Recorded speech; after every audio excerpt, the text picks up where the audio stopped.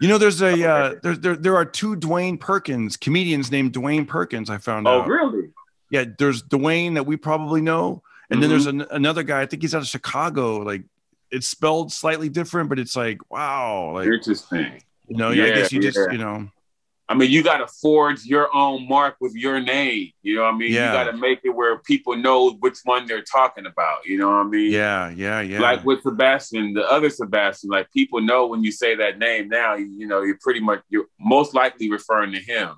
Yeah, see, I don't want to be known as the other Darren. You know, screw that, man. Right, Like it's like, right, oh, you know, the other Kareem. Like it's like, right. oh, Not the like, famous one, the one we know. that's even worse.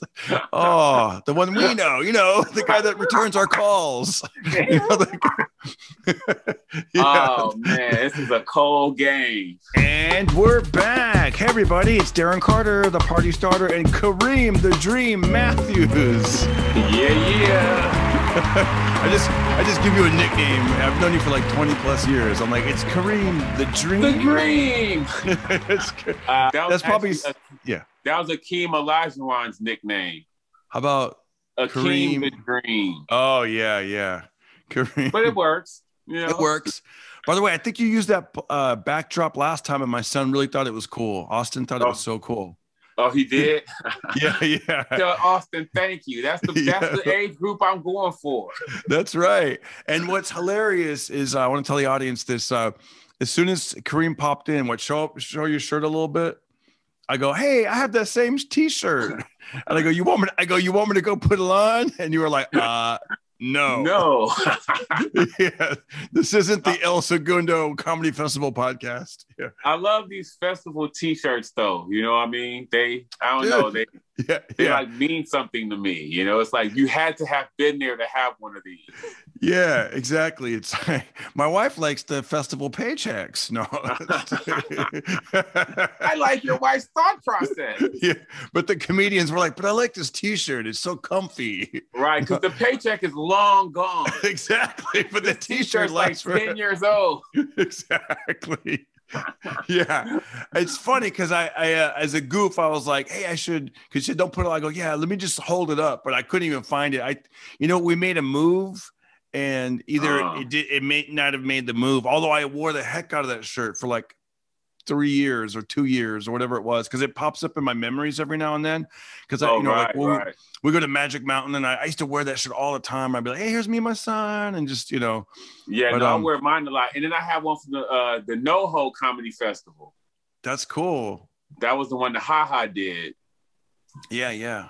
That's another one. Yeah, it's like, and then it's funny. I put this one on. This is I've never been to the NAMM show. But as you can see, it was in 2017. But somebody gave it to me as a gift, and it's like, it's funny. It's one of those freebie T-shirts, and I'm like, it means something. It means something, and also my wardrobe, like for when I'm just doing a podcast or I'm gonna go work out or something. I'm like, yeah, let me wear something comfortable and something. Right. Yeah. No, that's totally how this shirt has become, and it's funny because, like, I had gotten a couple from the Burbank Comedy Festival. Yep. And it's with the name on the back, it's cool, huh? Yeah, but they gave me like an extra large. You know what I mean? So it was like too big. So it's like I couldn't wear it. So that taught me from whenever the festivals came around with the shirts, like, what size shirt do you want? Like, I make sure I give them my right size, because it's like I really want to wear that shit. Because like I have a couple from the flappers that I could never wear because they're just like so big, So this one I actually got it a little tight. Yeah, give me a little boy's medium. So you're looking all buffed, Right. No, like slam it, tram. I'm lean. I'm Kareem. I'm lean. I'm the machine. The I'm the dream. Yeah, exactly. There's a lot of rhymes that goes with that. That's good. Yeah. Have you ever? Because I go Darren Carter, the party starter. Have you ever slipped a little rhyme in there? That's not really your style, though. I don't think. No. I used to didn't even use my last name. I used to just do Kareem, but now I throw my last name in there because there's actually a few other Kareems in the business now. Yeah, it's funny, right? Like I know, like when you and I kind of moved to LA around the same time, I remember there was a comedian. He's a friend of mine, probably both of ours. His name is BT. Oh, yeah. And he moved to Indiana. He tours all over the Midwest. He's got a radio show out there. But I say, hey, BT, and then people are like BT Kingsley, and I'm like, no, right. BT, like BT, like, right. And then you kind of realize, like, dang, see, because back then there weren't as many. He was comedians. the only BT. Yeah. And just like Sebastian, I used to be like Sebastian, and then Sebastian Maniscalco like blew Came up. out. So then the other Sebastian is like, he goes by the name Funny Sebastian Satina. Shout out to Sebastian. Right. But it's like, yeah, it's interesting how names like. Yeah, that you think, oh, this is original. This will be mine forever, and then someone else uses it and becomes bigger than you. I know. Do you know there's the real BT? I know, dude. There's like two. You got Dwayne real in front of it. I'm the real. Yeah, I'm the official. That's what I do on Instagram. The official Darren Carter. All these fake Darren Carters out there. Yeah. Forget that soccer player. I'm the comedian one. It's there's there are two Dwayne Perkins comedians named Dwayne Perkins. I found out. Oh, really? Yeah, there's Dwayne that we probably know, and then there's another guy. I think he's out of Chicago. Like, it's spelled slightly different, but it's like, wow, like interesting. I guess you just I mean, you got to forge your own mark with your name. You know what I mean? Yeah. You got to make it where people know which one they're talking about. You know what I mean? Yeah. Like with Sebastian, the other Sebastian, like people know when you say that name now, you're most likely referring to him. Yeah, see, I don't want to be known as the other Darren. Screw that. Right. Man. Like, it's like, the other Kareem. Like, right. It's like, oh, not the famous one, the one we know. That's even worse. Oh, the one we know. The guy that returns our calls. Oh man, this is a cold game. I know, man. I know. It's just cold, dude. That's what I was going to ask you. Like, it was so great to see you last night. I was at the Roosevelt Hotel in Hollywood, California, and it's actually turned into almost like another comedy club. Like, it's with legit like comics playing there, and they have photographers that come down. Last night, that's a great showroom too. It's great, right? It's a great showroom. Oh my gosh, was that your first time? Have you been there before? No, I hadn't. I had not. Oh man, that place. Okay, so before the pandemic, it was in that theater that you saw. But man, you missed all kinds of chaos. Like, for a while, it was out by the pool. Like, they had stand up, like at the very end of the pool, like where the deep end would be. They put a stage there, so it was like, it was good because it's like, hey, at least it's not on Zoom. It's like a real live show. But it's weird because the last thing you want at a comedy show is like not just an empty dance floor, but like a whole Olympic-sized swimming pool in front of you. So there were people over there, and it was okay, but it was like, It's funny because during the pandemic, I did multiple pool shows. Wow. Like, that seemed like the thing to do. I did one with Kayvon in Orange County, and then Ahmed had the Venice Compound, which is like, it had a pool in between it, but now they've moved it to a different place, not by the pool, but it's like everyone was doing that pool idea. You know what I mean? They thought the chlorine killed COVID. Exactly.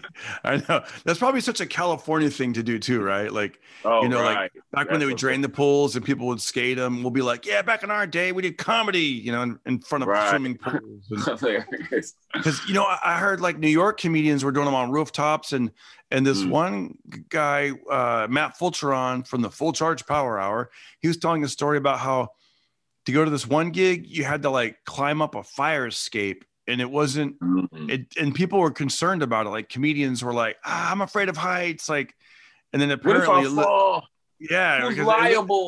Right. It didn't look like someone. The way he described it, it was like, you literally, like, you're several stories up in the air, and then it's just like some bolts hanging that particular fire escape, and you just it's just attached to the side of the building, and people are just climbing up. And then he said that the when you're up on the roof, like the gate or whatever that would protect you, it was almost below your waist. Like, that's how low the thing was. Like, so it's kind of like, bend over, you could fall off. Yeah, it was a trip. Yeah, he said that when he went up the fire escape, he was by himself, but he said, I can only imagine, like, if it's if you're going with a group of friends, like, all right, all 10 of us are going up this fire escape. Like, it's not the kind of. No, we're not. Exactly. Yeah. Go, I'll wait. That's why I was like, okay, swim pool's okay. And then we did it in the parking lot for a while. And that was weird but it was good. But it was like, I mean, anytime I could go down there, it was good because it's fun to be there. Oh, right. You know what I mean? So it was never bad. It was like, they had the projectors, people in their cars, people sometimes would be standing outside their cars. So there's still. Oh, the Roosevelt did that? At the Roosevelt. Yeah, the Roosevelt. Oh, interesting. Yeah. Okay. Yeah. There was a good joke I would always say. I'd be like, hey, I love the audience here. It's very diverse. We've got Tesla, Chevrolet, Ford, Toyota. Oh, hilarious. Right. Very diverse audience. Right. I like that. I like that. Sometimes the police. That's the guy, Max? Yep. Roosevelt Comedy. It's called @Roosevelt Comedy on Instagram. By the way, guys, if you follow on Instagram, if you follow @Roosevelt Comedy and you DM them and say, hey, I heard about this on the podcast, Darren Carter's podcast, they'll let you have 2 free tickets to a show. So check them out. Follow them and send them a DM. I may do that. Yeah, do it, man. Do it. He made that announcement last night. I'm like, perfect. It's you saw it inside the theater, and man, it was just cool, right? Like we had a great lineup last night. I filmed a little bit of it. I'm gonna probably upload it. I might even upload it to this episode just so they can kind of see what it was like back there. Yeah, tie it all together because I only filmed less than a minute, but it was kind of cool. I'm gonna take you backstage at the Roosevelt Hotel. I love this sign. Right before you walk out on stage, it says, winners are ordinary people with extraordinary determination. I like that. It's pretty good. All right, let's go in here. Ready? We should have a party. Okay, so we need a bunch of 5. Adam Hunter's on stage. There has to be a theme, like it'll be poverty. I got invited to a gender reveal party. It was strange. Cool. The person was 40. I'll wait for you fuckers. I swear to God. This kid's like, I can't wait till I hit puberty. Ta-da! I'm just kidding. I love you. What's up, guys? How you like the show so far? Pretty good, right? Kind of weird that I'm out here in the country with the chair next to me. But anyways, if you like this show and you want to help out, go to Cameo. I do birthday shout-outs, anniversary shout-outs. Or if you just want to do a donation, go to DarrenCarter.com, PayPal, or Venmo @DarrenCarterComic. Now let's get back to the show. For people that want to know the lineup, we had Katie Cazorla, Jonathan Kite, Orny Adams, Skylar Stone, Tony Baker, Adam Hunter, Greg Hahn, and yours truly, Darren Carter, right there. But that was a good show, man. It was cool to see everyone. That's the thing with the pandemic; we haven't been able to see each other. So that's actually why I came down, because I saw you were going to be hosting. I saw Adam was going to be on it. I saw Tony Baker was going to be on it. I was like, that's 3 people I can see right there. And then when I got there, you were like, hey, Crash is in the back. I was like, man, I haven't seen Crash in a minute. I mean, we've been keeping in contact on social media, you know what I mean? But it's just different seeing people, the energy. I was loving it last night, man. I was like, yo. That made me laugh too, right? It was because they had booked Tony Baker, and he's a black comic, but I don't think they'd ever met him. They just knew him from online. And so when you get there, they were like, "Are you Tony?" Right. Yeah. Now he walked me back as Tony. That's hilarious. No, I'm Kareem. You're talking about Tony Baker. He's like, "Oh no, I haven't met Tony yet." Yeah, and then that's okay. And then Katie Cazorla, and then Kate Quigley. They're around the same, and it was funny because like you guys were talking to each other and that was hilarious. Yeah, I thought she was Kate Quigley. I just saw you last week. And she's like, didn't we work together at the Comedy Chateau? And you're like, oh yeah. And then like, it was a lot of like, hey, at least I didn't say I was Tony. Exactly. A lot of dark hallway conversations, but I could have been like, yeah, I'm Tony Baker. Am I next? Am I next? Can I get paid first? No. Yeah. And then you look at the money. Damn, I thought Tony would get paid more than this. More than this. Yeah. Tony's working on these discount rates, I see. I'm gonna go back to being Kareem. Kareem, I earned the green. Oh, that's another one. That's another one. Yeah. I might use that one though. Yeah, I know, right? Kareem, I earned the green. Yeah, and smoked the green. Yeah, yeah. What else? So we're backstage, and what was great about that place is they have. Although I didn't know how to turn it down, they had a monitor. So backstage, you have that monitor, so you could hear what's out on stage. So it was kind of cool. Like you could hear, because sometimes, especially when you're hosting the show, you're having a good time, but then you're like, oh, hold on, I got to see if they're about to get off, and you're looking. Oh, right. It was really easy for me to monitor, although it was a little too loud, but it was. Oh, so was that was a speaker back there? I literally thought we were just hearing you guys from there. You know what I mean? that was a speaker. That was I kind of wish I was able to turn it down, but right. Yeah, it was cool, man. It was I talked to Adam Hunter and Greg Hahn, and both those guys they're into like boxing and UFC, and it's MMA. Interesting. MMA, all that stuff. MMA podcast. I know, man. It's crazy. Like he is so, like, I heard him getting he got a couple shout outs on Joe Rogan's podcast this week. Oh, really? Yeah. When I was listening to this episode with Don Fry. Yeah.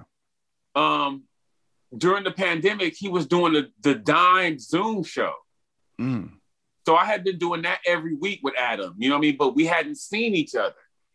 You know what I mean? So that's why when I saw him and you on there, I was like, yeah, I want to go down there. Cause I mean, I did that podcast. I mean, that Zoom show probably every week for a year. Wow. But we never saw each other. You know what I mean? Cause literally as soon as the pandemic started, Adam hit me up like, hey, I'm doing a Dime Zoom show. And did you ever do the Dime live? The actual Dime? Yeah. Mm-hmm. And it was hit or miss. Sometimes I had I felt like it was like, wow, I really got something out of that. And then other times I'm like, oh my gosh, I just said my set out loud to myself. Yeah. One time the cord, excuse me, real quick. He introduced me and as I grabbed the microphone, I started my set, and then somebody walked by and they accidentally tripped over the cord. And so the thing was unplugged, and I was like, and then in a room like that, it's already a bar. So people just, they give you 10 seconds of attention, and then they just turn to their people, start talking. It was awful.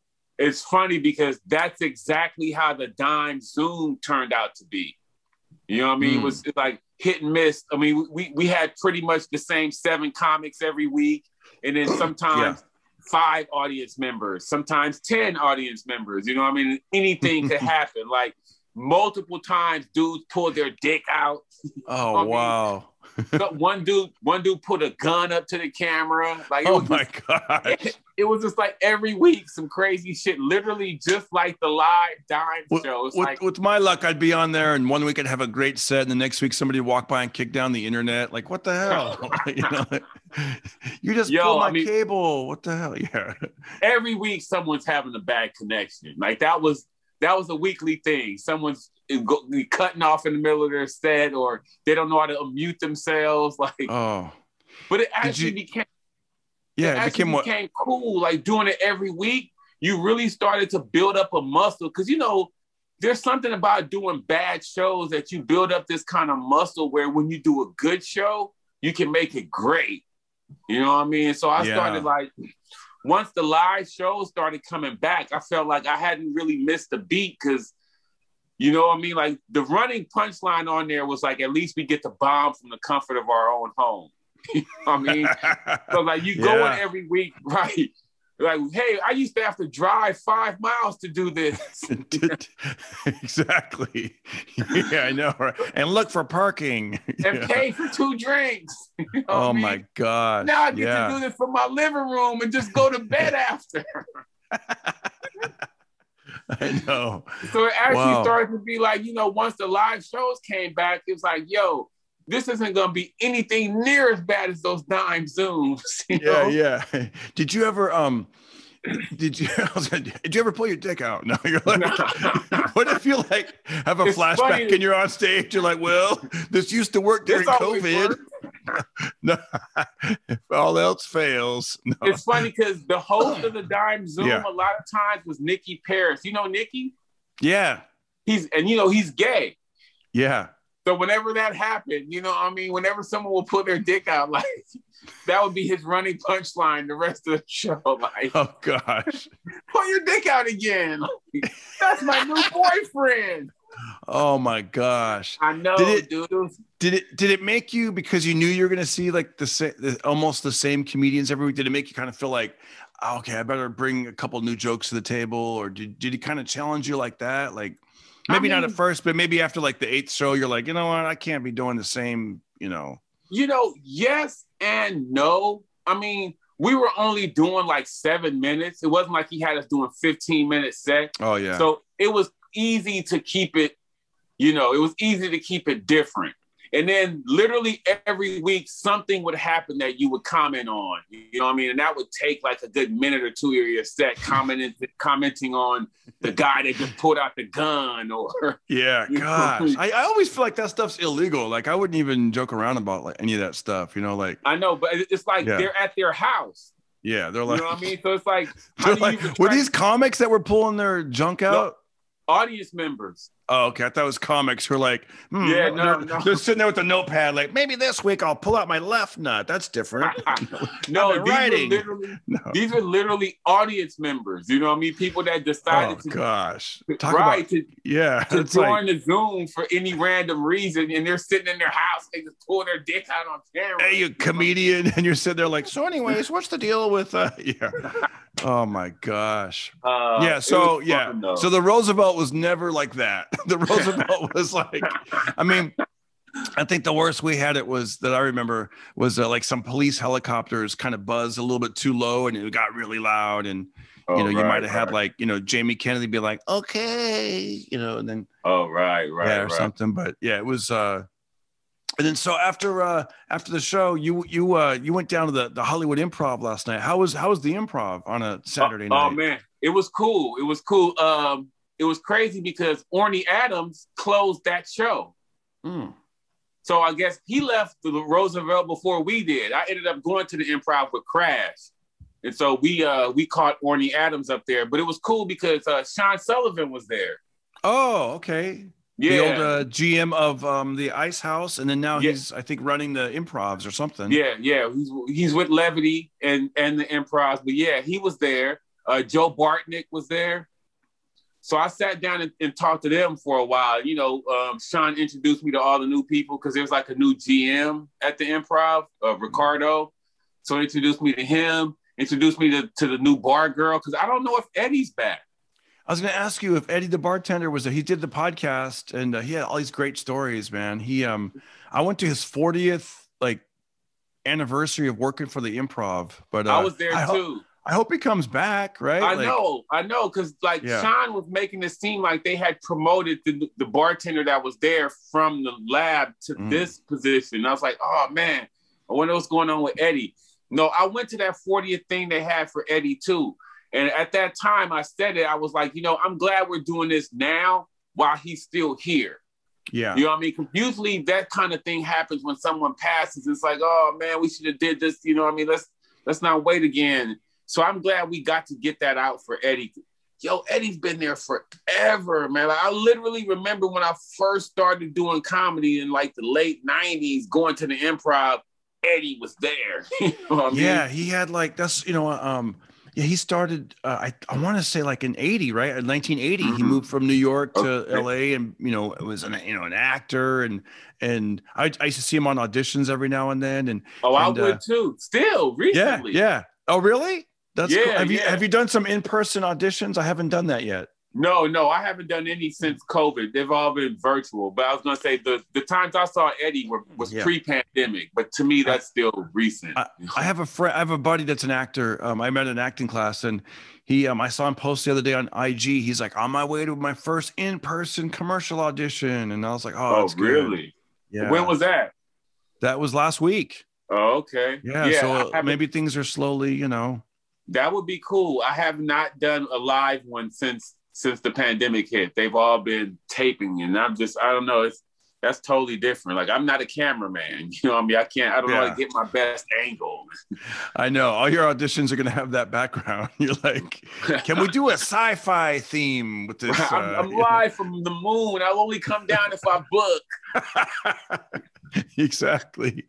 Oh, wow. Hey, I got some, you and I had some funny, interesting conversation this week. I love this when this happens, when you have a little problem, not a major problem, but like a little problem, and you're just and you're just like, how do I figure this out? And you Google and you still don't get it. And you maybe, let a day or two go by, and then you figure something out. One little puzzle piece comes together and it gets solved. And for me, that was my wife. So shout out to my wife, because I'm getting ready to do this tour, and the promoter, he wanted to send me some money through the Cash App, and I don't have the Cash App. I had Venmo and PayPal, and it was just you got to get them all. Yeah. I love what line you said. Do you remember what you said? I go, hey, do you have Cash App? Do you have Venmo? Or do you remember what you said? I have them all, because it's no excuse for people to pay you. You know what I mean? It's like whatever one yeah, I'd love to pay you, but do you have Zelle? Yes, I'll have it shortly. Do you have PayPal? I don't, but I will have it shortly. You're sitting there with your phone. That. Hold on one second. Let me go to the store. I got Venmo, PayPal. I got the Cash App. I got you're just and doing that though, I have them all now. You know what I mean? Like, there's literally not one form of pay that you cannot send me. You know? It's funny. I told a couple people about that conversation, and they always laugh right there. They're like, yeah, however you need this, I got them all. Like, that'd be funny. You actually put the money on a pigeon's foot and put it in the air. Yeah. I catch that as well. Have you ever? I got a place for the pigeons to land outside my window. Have you? That's the thing, man. Everything is happening like kind of like so fast in a sense. And I just had another birthday, so I'm feeling like, and I just don't want to get to that. When we were young, remember you'd see like, when we were in our 20s, you'd see the news or like these senior citizens got swindled, and you'd be like, oh my gosh, right. Like, and then I realized like, damn, I feel like I'm about 10, maybe 15 years from like being swindled. Yeah, where I'm like, everything's so new. I don't know what I'm doing. Like, I know. You know what I mean? Yeah, because it's like, you know what I mean? Because there's common sense, but then some things are so out of your world that you're like, yeah, and technology, like the technology is moving so fast now that there are things that like you haven't seen before. It's like, what's this email? Right. You know what I mean? Yeah. You click on it, next thing you know, they got all your information. I know, right? I mean, they have some of these deep fakes that look so real, and that's, you know what I mean? Like, you'll see an image of somebody and it looks real. Like, I've seen one with Tom, where it looks like Tom. Hanks? No, Tom Cruise. It looks like it's really him. Like he's laughing, and it's not even him. And it's like, wow, that looks so real. No, they were saying that's really going to cause some issues. Like, they said, if that got in the wrong hands, it could really, someone could really do some damage. I'm like, it's already in the wrong hands. What do you mean? Yeah, I know. If it's out in the public, it's in the wrong hands. By the time we find out about it, it's like, Right, they've already done, you know what I mean? And then, like, you can actually print guns at home now. See, like have you used guns. Have you used a 3D printer yet? No, and see, that's the thing. Like, I'm like, no, I haven't, but it's like, that's how they're going to be scamming us. I mean, I remember like, when COVID hit and, it came out of Wuhan, China. And I was just thinking about like, cause it used to be kind of a joke, like, pick up anything in your house and it's probably made in China. And I remember like, I was reading this, it was on the internet, and I was thinking about that. And for some reason I took off my glasses and I was cleaning the lenses, and I looked, and my Ray-Bans, it said made in China. And I was like, whoa, like even my glasses. And then I think even my contact lenses or something, I was like, holy cow. Like, wow, they make everything. I know. Like those glass, like imagine if you could, maybe this has been made of before. Like you give someone some glasses or contacts, and then it secretly like records everything they see. Oh, wow. Now that would be crazy. Yeah. I don't think that's out yet, Darren. I'm just paranoid. Give me my straitjacket. Cuckoo. Yeah. Right. I'm like, Derek, you have a cell phone. They're already recording everything you see. I know, right? I'm like, no need to put it in your contacts. I know. This will trip you out. So you see my background? Boom, go to my kitchen. It's all fake, folks. It's like, that's nice. Nothing's real. Cuckoo, cuckoo, cuckoo. That's real though, right? Yeah, that's real. This is real. This is the real. Yeah. And so is this. Hey, man. I'll tell you the story with this. So this is real, but it's not really behind me right now. This is if there was, oh wait, maybe I can do this. I hope this doesn't stop the recording. Let's try it. That's what's really behind me, a green screen.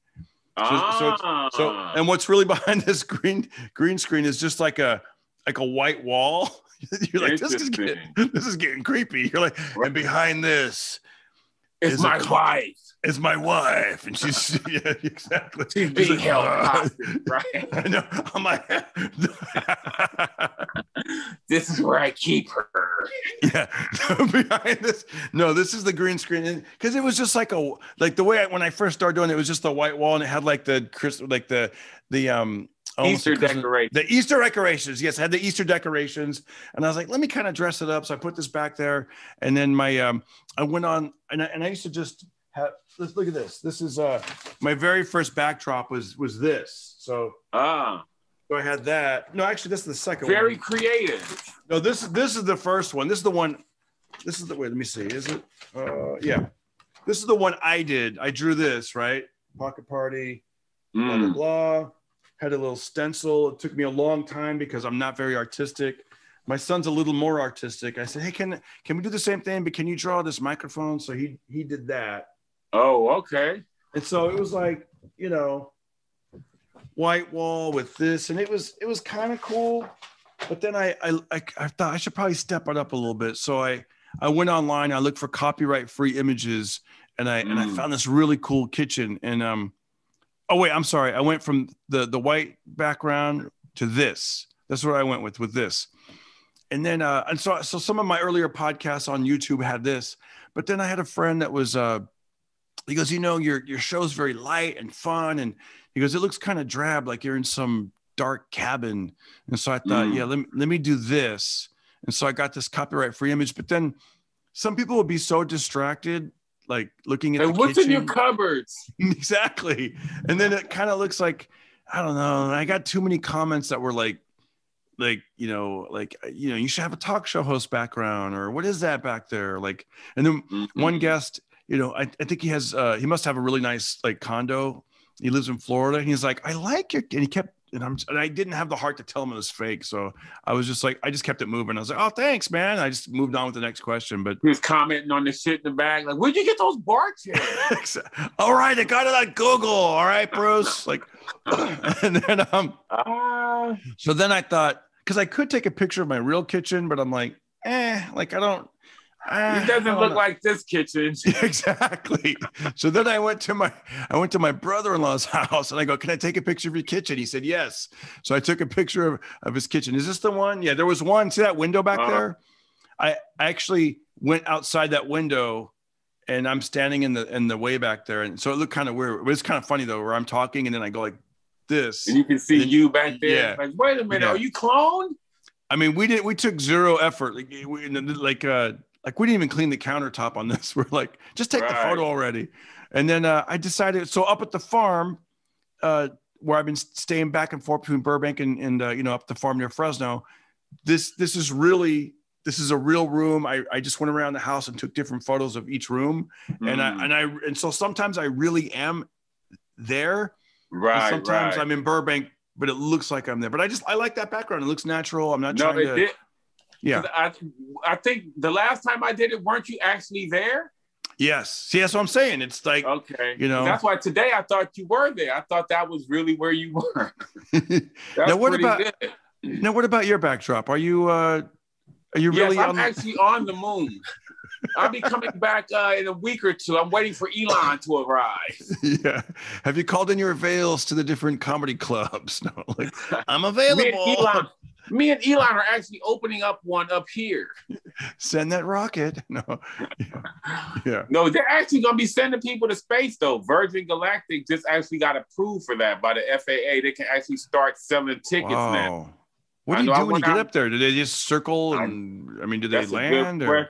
That's a good question. What do you do when you get up there? I was thinking how much are the tickets going to be? But that's an even better question. When we get there, what do we do?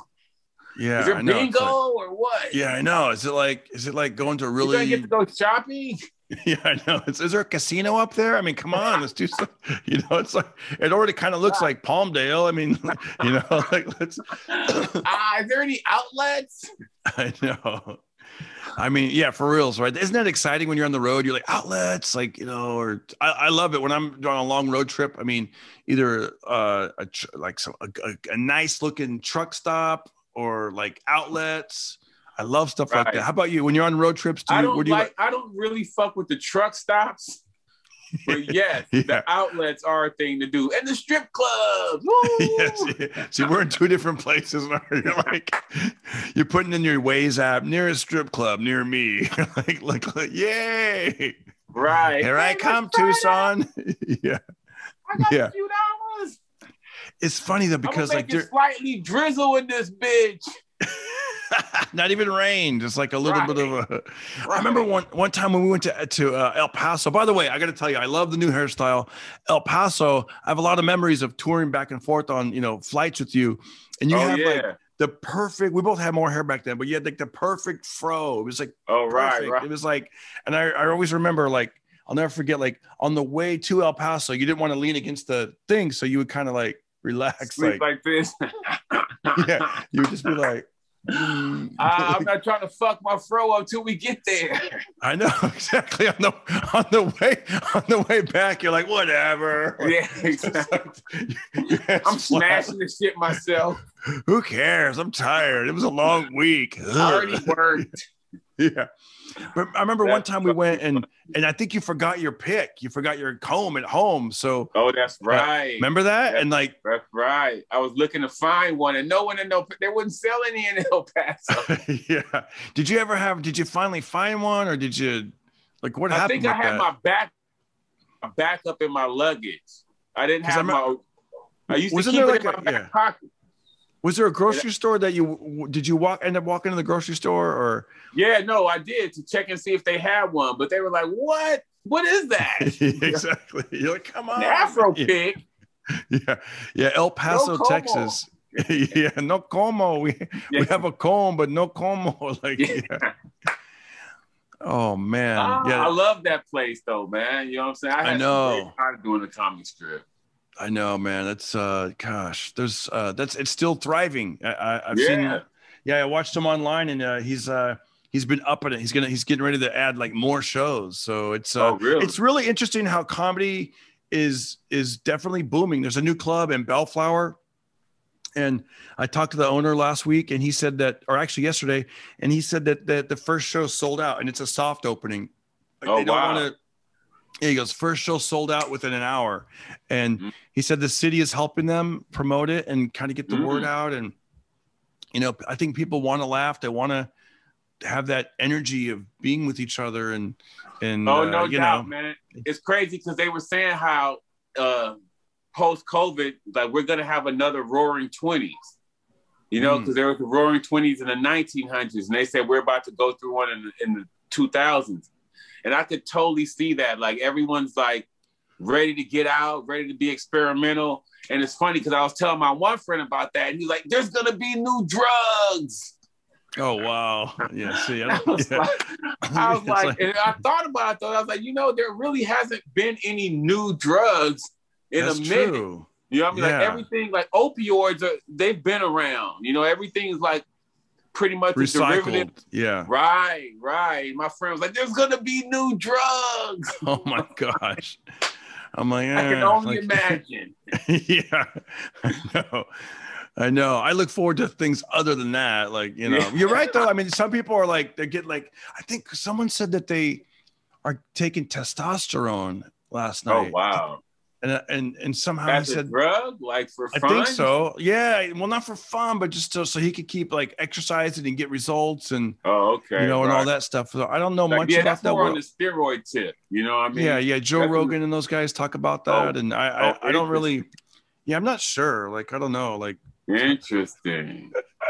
I said that the most non-testosterone way. I'm like, I'm not sure about the testosterone. I don't know anything about it. And while taking off your glasses. Yeah, I have no clue. I have no idea. Like, no shit, Sherlock. No. Right. I'm trying to show the less amount of his testosterone as possible. I'm like, what if I was all, someone last night at the show was talking about testosterone. like, I think it helps. Yeah, exactly. Was it you? Breaking pens.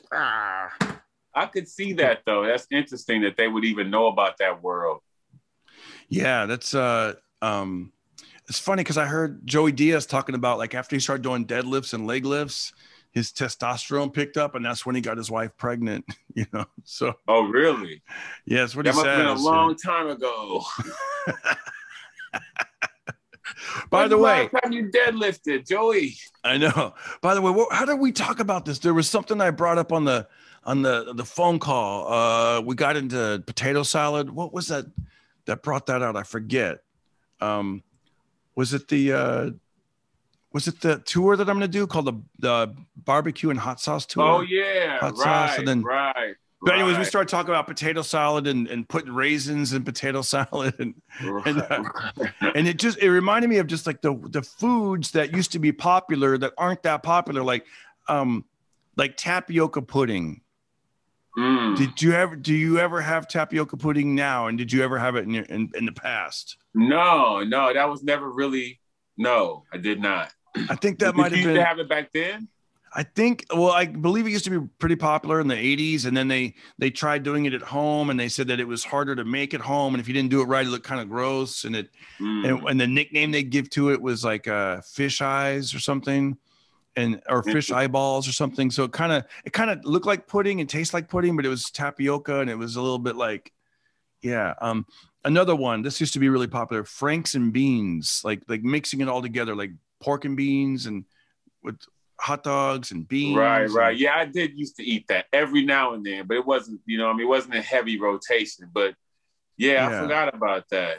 Yeah, see, these are like, it's interesting. Like I looked up, there was a thing in the 40s called hot dog salad, and they would actually jazz up the salad with hot dogs, and it was on the menu of the presidential menu in 1939. Like that's how things have changed.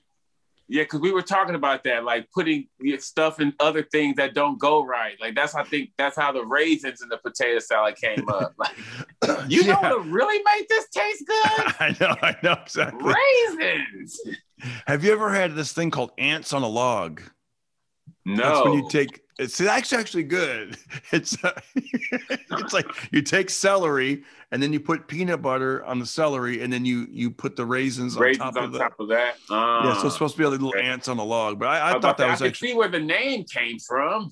Yeah, there was another one that's like that. I think it's called like ants on a raft or something. And you take graham cracker and you put peanut butter and you put raisins on it. And I didn't like that one as much, to be honest. I tried it and I was like, I'll stick to the think celery. That's a white people thing. Like raisins is a go-to spice up. Oh damn! I wish I had some raisins right now. But you mean like this? Yeah, like for black people, it's hot sauce. Yeah, put some hot sauce on it. Yeah. Do you have a preference for certain hot sauces? Would you go with like Cholula, or do you go with just Tabasco? Or I'm a Tabasco guy. You know what I mean? I'm a Red Rooster too. Tabasco, that's good. The Red Rooster. You know what I mean? It's like Red Rooster is more for chicken. Like Tabasco, I think, kind of goes on like Mexican food more. I don't know. It's weird how we feel like different Tabascos. I mean, different hot sauces go in different things. Yeah. That is interesting. What was the one that I used to get? I think you just said it though. It might have been it was either Cholula or the other one, the Red Rooster. Yeah, I would put that on like Asian food. Oh, like just a bunch of noodles, like spice it up. Right. How about this?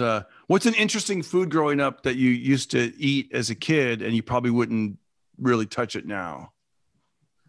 I That's a good question. I mean, I it's funny because I still eat a lot of the things that I ate as a kid. Like that's kind of all I still eat. You know what I mean? Like all the shit now is from shit that my mom used to make me. Like that's how I learned. Because my mom was a pretty good cook, you know? So it's like, it wasn't too many things that she made that I was like, oh, this sucks.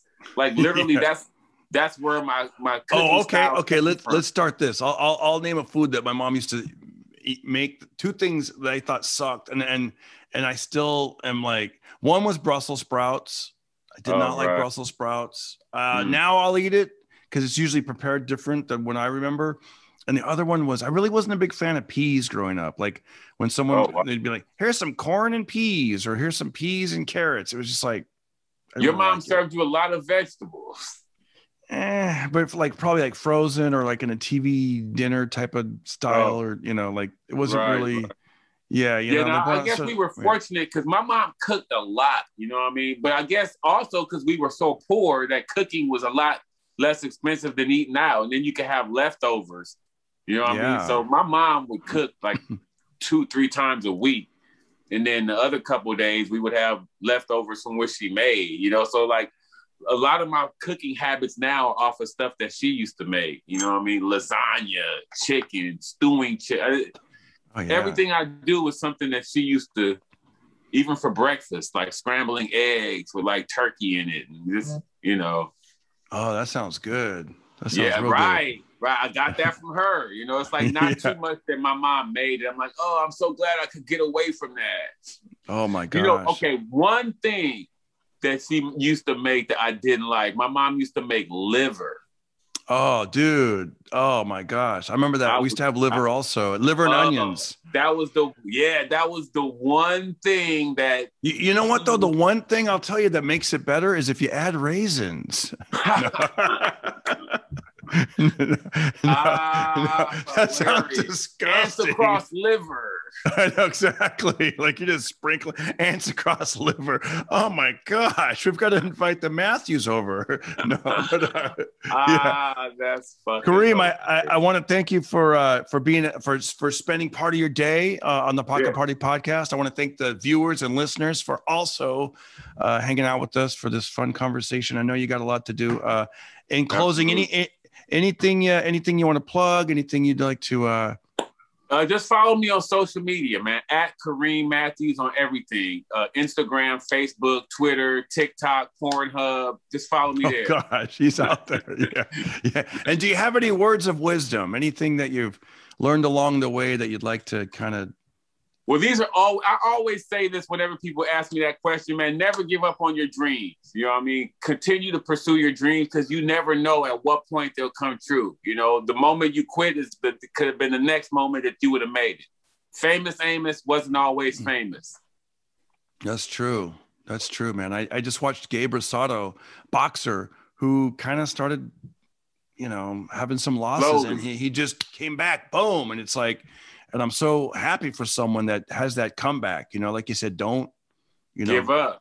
Don't give up. Keep it moving, man. Keep it moving. And like you did last night, you came out, you're shaking hands. People are wanting you to be on the show, and that's kind of how it is. You know, it's absolutely. It felt good to do that too. Kareem, I'll talk to you soon. Thanks again, and let's keep it going. We're done with this interview. Oh yeah, baby. You know what time it is. Time to get that party started all up in your ear holes. Here we go.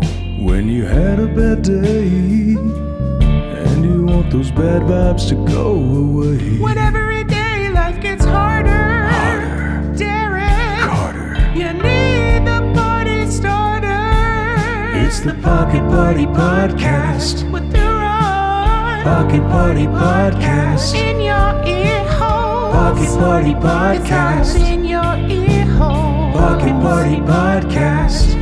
Or if your day needed a booster, then you need to talk to Red Rooster. Mr. Carter about to take you to school. Here we go. Don't hurt nobody and don't hurt yourself.